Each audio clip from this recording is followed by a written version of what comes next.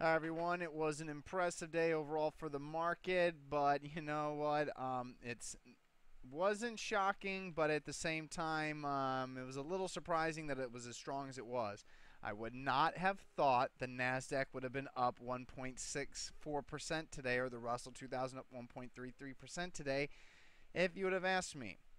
Now that it is, we have to be honest and we have to look at some of our momentum technical indicators. You can see at the bottom of the screen that MACD is starting to turn up the blue line above the white line as it has farther to go for a possible sell-off. It is not oversold yet. Still, the fact that it's trying to turn up means that it's not time to fight the momentum of the market.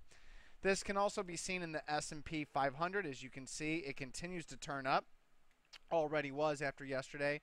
And in the NASDAQ, you can see the same thing. The indicator is finally turning up. And you can see in the middle the TSV lines, even though it's a little harder to see, you can see that's now crossing the white line. And the same thing with the Russell 2000. So you don't really want to fight this, but at the same time, look at the volume. Well below, not well below average, but below average volume on the NASDAQ again. Yet another rally on below average volume. And notice how on a quarterly basis, when we get a huge leg of volume, it's at like the upper end of a long-term uptrend. There's nothing normal about this rate of ascent, and it, like I said, even though we are hitting new highs in the S&P 500 and the Dow Jones Industrial Average, I want to make it clear we're hitting highs in the Dow Jones Industrial Average and S&P 500. We are not hitting them yet in the Russell 2000 and the Nasdaq. Normally, you want to see these indexes lead. Look at the relative strength line. They're lagging. Look at the volume on the way up this year in 2014 after we started to sell off in January. There is no volume on the upside. So we get heavy volume distribution, then we get lower volume rallies. Now the problem is that this is leaving a lot of people confused right now, not me. I'll go ahead and write stocks higher, which means following today's session, we have to take off half of our SQQQ, failed on heavy volume, and take half of our SRTY off. Now, you don't need to hold it all the way to new highs, but I am holding this position until the Russell 2000 hits a new high.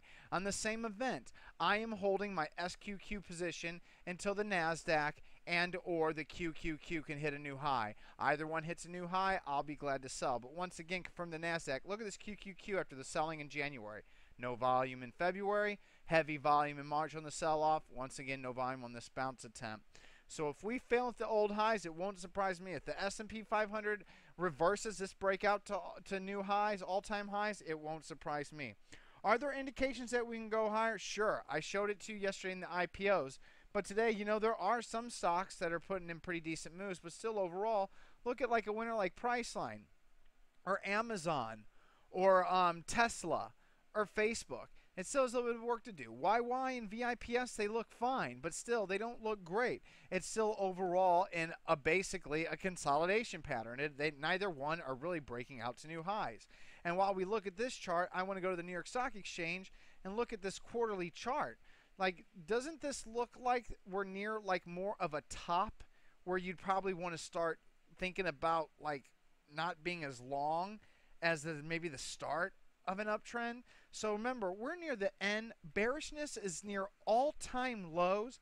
Bullishness is near 5-year highs on the Investors Intelligence Survey. I mean, those are just some things to consider. And look at the volatility index, down another 5% today to 13. So, this is a very complacent market with some iffy charts. But, like I said, there are things out there. I'm not taking NNBR long, but that is a breakout.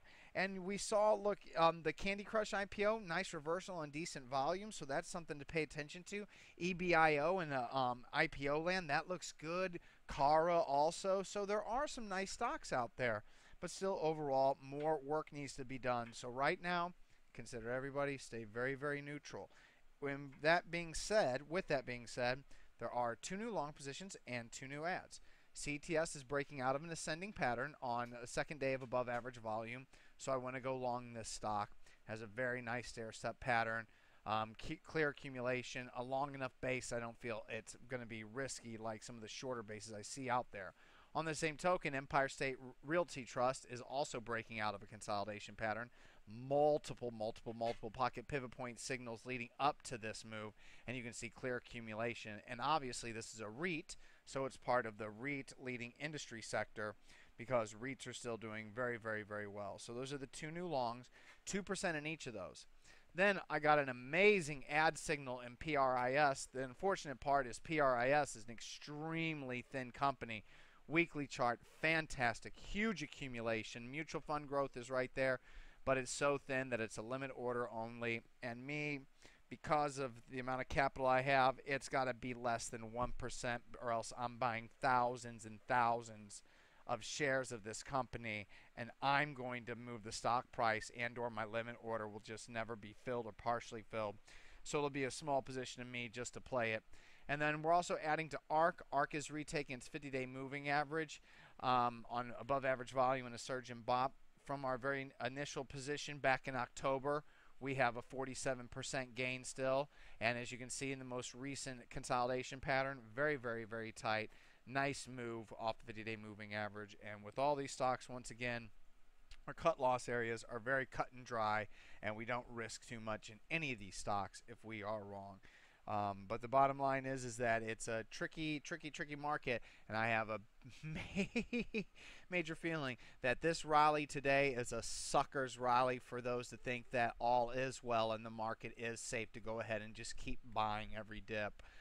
There's enough evidence out there that that's not the case, and before I can embrace this market, we're going to need to do a lot of consolidating with the recent price action and then break out to new highs.